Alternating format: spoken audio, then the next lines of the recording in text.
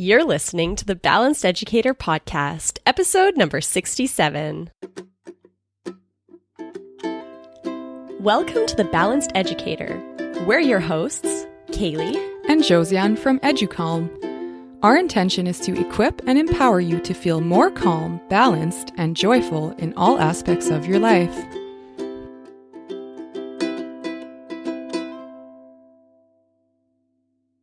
Hello there and welcome. Do you ever struggle with sleep, with either falling asleep or staying asleep?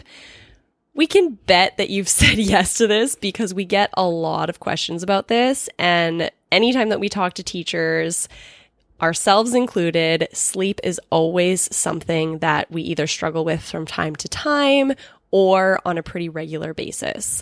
So that's what we're going to be talking about today. We're going to be talking about strategies that are going to help you to get to sleep faster and help you to sleep deeper and stay asleep throughout the night. Before we get into that, we just want to take a second to thank you so much for being here. We appreciate you so much. We love that you're a part of our community of these awesome teachers that are here to change the world, that are caring, that are kind, that are compassionate. We admire you and the work that you're doing in the world so much. If you're brand new to the show, welcome. Thank you so much for being here. We are excited to have you join us. Before you put your phone away or before you walk away from your computer, hit that subscribe button on whatever app you use to listen to your podcasts so that you get our new episodes every week when they come out on Mondays. All right, let's get right into this, Josiane. This one is a big one for me because sleep, as you know, has been an up and down thing for me. There are times where I sleep very well and there are times where I struggle, depending on the season in my life. Yeah. So these are, what we're about to share are all things that we both use that work depending on where you're at. Yes. So it's kind of like you gotta play around with it to see what's going to work for you. And sometimes something that works for me at a certain time of the year no longer works at another time and I have to switch things up. Yeah. So we've got 8 awesome strategies here. And the first one that we want to talk about is meditation. Yes. So the beautiful thing, meditation is really the cure-all for all things, in my opinion. Magic medicine. Yeah, in my opinion, but not just in my opinion. Also, there in research and science opinion. Yeah, there are opinion. countless studies showing all the amazing benefits of meditation, and one of them is better sleep. So I have definitely found this for myself that when I am consistently meditating, whether it's in the morning or before bed or both, that meditation really helps me to sleep better. And I think one of the reasons for that is that with my daily meditation practice, I have learned how to get myself into that relaxed state. And also I've learned to watch my thoughts and recognize those looping thoughts that are keeping me awake at night and how to kind of shut them off or make them feel less intense, if that makes sense. Yeah. Yeah. I find that for me, like, of course, I have my meditation practice on a daily basis, but often I need that actual, like, nighttime meditation where I listen to a guided audio. Usually a body scan works really well for me. Sometimes like more like a tension release one where they get you to create tension like in your hands and then to release it, create tension like in each part of your body and then release it. Yeah. But usually I go for a body scan and I find that it can be really helpful. Yeah. Listening to a guided meditation that's made for falling asleep before on the days that I know I have a lot going on in my mind or it's bedtime, but I just don't feel ready for bed. I know that as soon as I put on that guided meditation, it helps me to fall asleep so fast. It's also something that I have kind of up my sleeve for any time that I'm out of my normal routine. So with EduCalm, I'm often traveling and so not sleeping in my own bed. And anytime that I'm not in my own bed, it takes me longer to fall asleep. So I throw on that guided meditation and it guides me right into sleep and eases that problem for me. Yeah, it's so good.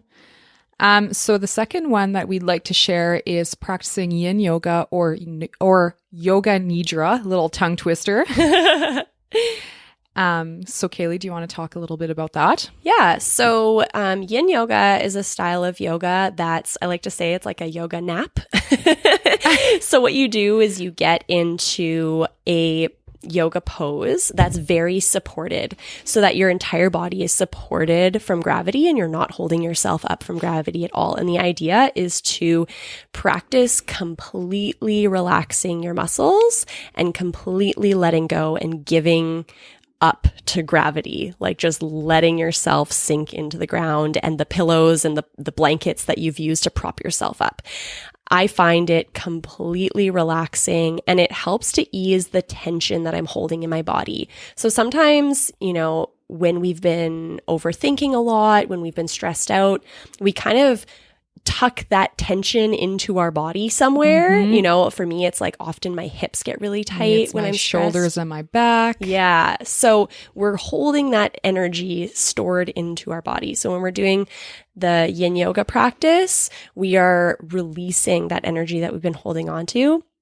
I absolutely love teaching Yin Yoga because at the end of the practice, seeing the shift in people is amazing. Yeah. They come in and you can see the tightness in their face, in their body, in just how they carry themselves. By the end of the class, they are these like melty jellyfish humans that float out of the class. You can actually see that they've released junk from their body. Yes. It's amazing. Yeah. And if you want to explore Yin Yoga, we actually have a freebie in our show notes that's actually Yin Yoga for sleep. Yes. And there are photos of exactly what you need to do in the pose, and there's an explanation. Yes. And where can they find that? Go to podcast.educalm.com and then click on episode number 67.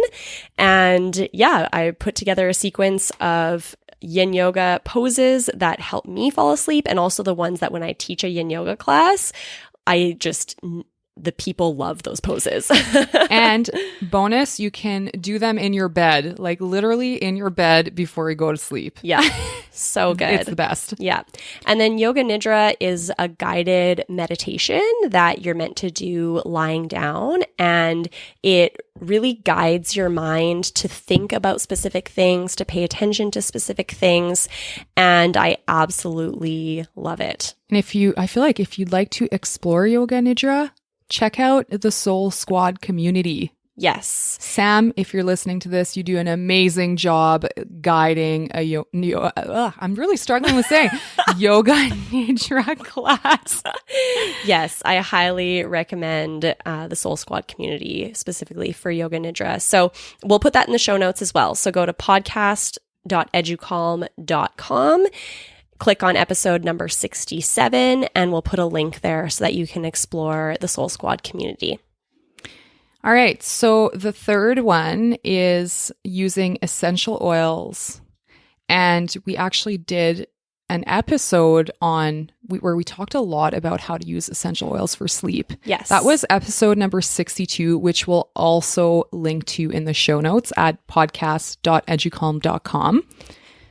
Yes. So essential oils, definitely go back and listen to that episode if you haven't already, but I'll just give a quick overview. So an essential oil is the distilled, pure, active ingredient of a plant. So for example, when you take a peppermint leaf and you rub it between your hands to squish it, then you smell that sort of intensified scent of the peppermint. So those are the oils from the peppermint that have been released that you're now able to smell. So those oils have medicinal properties. They act in your body in ways that help you to achieve certain things. So an essential oil, when you're buying a quality essential oil, and my recommendation is doTERRA. Those are the essential oils I use for myself because I've researched a lot of different brands, and that's a brand that I really trust. So that's doTERRA. Choosing an essential oil that its properties are to help your body relax is so, so helpful. So Lavender. Yes. For the win. Lavender for the win. Absolutely. Lavender is my favorite essential oil to use for sleep, and I use it in lots of different ways. First and foremost, I diffuse it using a diffuser. Couple drops. You don't need much when you're using doTERRA essential oils. Diffusing it into my bedroom, that just really helps me to calm my body. And it's also become a routine for me. So I do it, I turn on that diffuser every night. And so my body actually over time has gotten more relaxed. It's kind of like a trigger. As soon as I smell that essential oil, I'm like, oh, getting sleepy ahead time. of yourself. Whoops. And we're going to talk about that later. So we'll circle back to that. But yes, diffusing it. And keep going. Cut you off there? Yeah. Another way that I use lavender is on the nights that I can tell that I have a lot on my mind or I'm not really very tired and I really want to make sure that I'm falling asleep faster, is I'll put a drop in the palm of my hand and then rub it on the soles of my feet. And that then soaks those medicinal properties into my body and literally helps my body get out of the fight and flight state and into that deep relaxation that I need for sleep. If anyone doesn't like the smell of lavender, what else can they use? Do you have a quick list there? Yeah. So my favorite is Serenity. That's a blend that has a few different types of essential oils in it from doTERRA. But another one that I really like too is cedarwood. Cedarwood is one of my go-tos. I find it just really calms me down, especially when I'm feeling anxious. Whenever, I'm feeling kind of that anxiety happening, there's something about cedarwood. And actually, I think that Rosetta had said in the episode about essential oils and emotions that that's one thing that cedarwood has. It's actually an anti-anxiety property. So, yeah. Of course. Pretty awesome. Number 4, to use a worry journal, or we could call it something else, but using the journal for better sleep and having the journal on the side of the bed. Yeah. Can you explain that one? So I call it the worry journal, but before bed, you write down everything on your mind. It's like a brain dump, but it's of all of the things that are either on your to-do list that you haven't completed yet, or things that you're worried about that are going on, or things that you can't forget to do. All of that is written until there's literally nothing left in your brain. Because once it's on paper, your mind will be at ease. Mm-hmm. And then the reason for having it on the side of the bed is because if you wake up in the middle of the night and you start thinking about that to-do list or whatever it is, you can take your journal, write it down, and then go back to sleep. The problem if you don't write it down is that it can just keep coming up, keep popping up, and just eat away at you, right? I definitely have had those times where I'm like, okay, this thing came to my mind, but I'm really scared to forget about it. So actually another thing, I don't do the worry journal, but this just came to mind, is sometimes I'll ask Siri to remind me of something. So I don't know if you have an iPhone and you can do the like, hey Siri, my favorite thing is, and she's listening to me right now. My thing is to say that. And then I say, remind me to do this tomorrow at 8 a.m. So then the reminder pops up on my phone at the time that I know that I need it, and then I can completely forget about it. Super useful thing to do. Mm-hmm. If you're like me, and like for me, usually my problem is that I can't fall asleep because I keep thinking and thinking. It's like I have this dedicated meditation practice, but it still happens. And just writing it down, so useful. And if you don't want to do it right before bed, just pick a time during your day and commit to it. Like do it every single day. Yeah, I love and that. You can also like mix it with like some of you I know do a gratitude journal. So maybe first do your worry journaling and then your gratitude journaling. Yeah, so then you're ending on the good things to think of. And that also gave me the idea. I guess we're going to have 9 things instead of 8. Thinking about or writing it down, what you're grateful for, can help you feel less worried and be able to sleep better. Yeah, absolutely.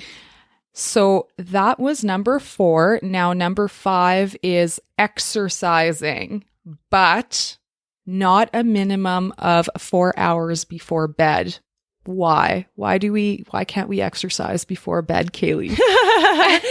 Well, whenever you're exercising, you're releasing a lot of stuff. You're releasing endorphins. You're releasing a lot of like biochemistry into your system that wakes you up, really. So exercising before bed, depending on what kind of exercise, like a Yin Yoga, I would say you could definitely do that before bed. But anything that's like really getting your heart rate up, really getting you moving in a super active way, could make it harder for you to fall asleep. But why then does it help to exercise, say, like every morning? I don't know the actual science behind it. I'm going to say, though... Kaylee, the science lady doesn't know? Yay! I don't know all the things. I'm not Google yet. No, but I mean, just from my own like experience is that when you're moving your body, when you're exercising your body, obviously afterwards you're going to feel more tired, right? You're exerting energy. And so you're going to feel tired later on. So it's getting that body moving. And then another thing too is that, and as I have learned more and more about the mind-body connection as being a yoga teacher, through studying it, through practicing it, is, and of course, learning a lot from Dr. Joe Dispenza and a lot about how the body deals with emotions, is essentially that like we trap emotions in our body. Emotions are a real physical thing. When we're feeling emotions, we're creating a specific chemical in our body that then rests somewhere in our body if it isn't used, if it isn't digested. So when we're exercising, we're getting a lot of that out, right? Like how good does it feel when you're really stressed out and you go for a run? Oh my goodness. The best thing ever. Yes. It's like you've gotten that out of your system. And so, yeah, I think releasing those things in a workout and then giving your body the time to relax and come down from that workout after is really going to help you to sleep. So get moving. Yeah. Just not before bed. Yeah. Nobody, I have a feeling you're not going to like number 6. What is it? Not you, our audience. No screens before bed. Yes. I didn't think that this was a big thing until this past year when I went back to the classroom full time. And so then that meant that I was working on EduComm in the evenings. And I noticed a very direct correlation that if I was on my computer past 8 p.m., trying to get to sleep was near impossible. And this is for someone like for myself, I rarely have trouble falling asleep. Like if I say, I had a hard time. Rock. Yeah. Usually if I say I had a hard time falling asleep last night, it meant that it took more than 5 minutes to fall asleep. Oh my goodness. If only. But actually this was the first year that I really did start struggling more with sleep, with falling asleep and with staying asleep. So one of the things that I noticed was this correlation between, what they say about being on screens before bed is true. It does make it harder to fall asleep. And especially phone and computer screens are worse. Yeah. Yeah, exactly. It's that blue light. Yeah. So the reason for that is, our body is on a 24-hour clock where it's called the circadian rhythm. So we're on this rhythm that is connected to nature and it is connected to the sun. So when it gets dark outside, it tells our body to start creating the chemicals within us that will help us to fall asleep. And then when it's bright out in the morning, it tells our body to start creating the chemicals that wake us up. So when we are on our phones, which the light mimics the light of the sun, or we're on our computer, which the light mimics the light of the sun, then it is telling our body, no, it's not bedtime yet. It's actually morning time. Wake up, wake up, wake up. So it confuses our system. So I know that there is the like nighttime mode that you can use on your screen. I'm not sure what the like science is behind that, if there's been any studies to see if it actually helps. But I know that for myself, it's a very clear and obvious difference when I get off of screens. Oh, for me, that's life-changing. Yeah. I now have a habit of putting my phone away 3 hours before bed. Nice. So people don't try to call me anymore. Yeah. Yeah. And it helps a lot for me too. So yeah. So number 7 is, I don't know how much you'll like this one either, cutting out caffeine. Yeah, this one's hard. I love coffee. I know, me too. But yeah, I have experimented with cutting out caffeine. And to be honest, I do kind of swing back and forth. I'll go a couple months where I drink coffee and then I start noticing that it's affecting my sleep. So then I'll cut it out for like a month or two and then I'll go back. So I kind of swing back and forth. It works for me. That's a toughie. Yeah, it is tough. But I really do notice a difference. And I actually started this a while ago. I always thought that I was like a night owl and not a morning person.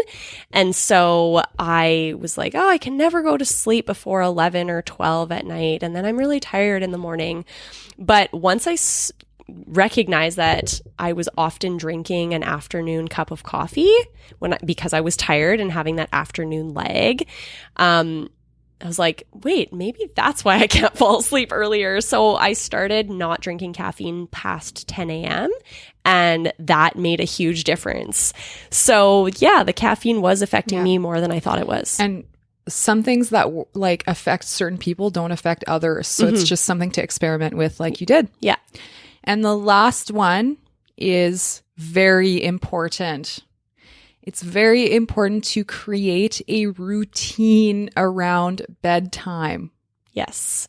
Yeah. When we create routines, anything that we do consistently, like over and over every day, it becomes unconscious. So our body starts doing the routine without our conscious mind having to tell us to do so. So when we have a morning routine, it makes it easier to go through the motions. When we have a bedtime routine, it's reminding our body that it's time for bed. So it's totally up to you to experiment with what bedtime routine means for you. I'm not the greatest at always having a bedtime routine, but I do notice that when I'm kind of going through a stressful season and it's harder for me to fall asleep, I do intentionally try to create a bedtime routine that's pretty consistent.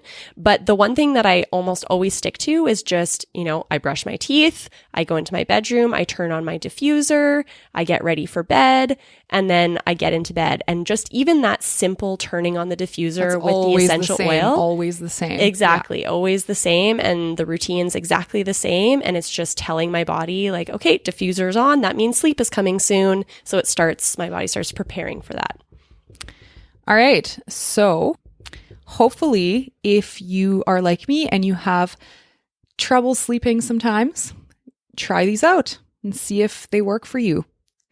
And don't forget, your exit ticket for today is to download the free Yin Yoga PDF with images and explanations and everything you need to get going with that.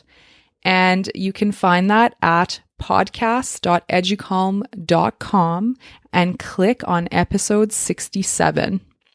All right. Thank you so much for being here with us today. Have an awesome week.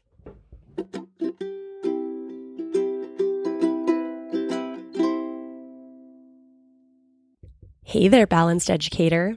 We understand the challenge and stress of trying to meet your students' diverse social, emotional, and academic needs.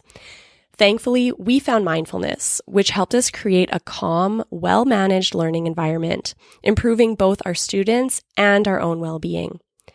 Teachers are busy, so we created an online bilingual English and French mindfulness program made especially for the classroom that is ready to use. No prep required. Just press play and enjoy returning to calm as you listen to the 5-minute guided mindfulness practices with your students. Then you can take the concrete self-regulation strategies that you and your students are learning into your regular teaching curriculum with our beautiful, inclusive printables. Thrive in a calm learning atmosphere. We want to set you up for success. So for a limited time, we're offering an extended membership to EduCalm Classroom. Enroll before June 15th, 2019, and you'll have access to all the content until June 30th of 2020. This means you can play with the program this year and feel confident and ready to get started with your students right away next school year. We have 2 payment options to suit your needs. You can pay by check by emailing bonjour@educalm.com and we'll send you an invoice. Bonjour is spelled BONJOUR @educalm.com. Or you can pay online with a credit card by going to www.educalm.com/classroom. EduCalm is spelled EDUCALME. So again, that's educalm.com/classroom. We're so excited for you to join our amazing community of caring, mindful, superstar teachers that are changing the world, one EduCalm classroom practice at a time.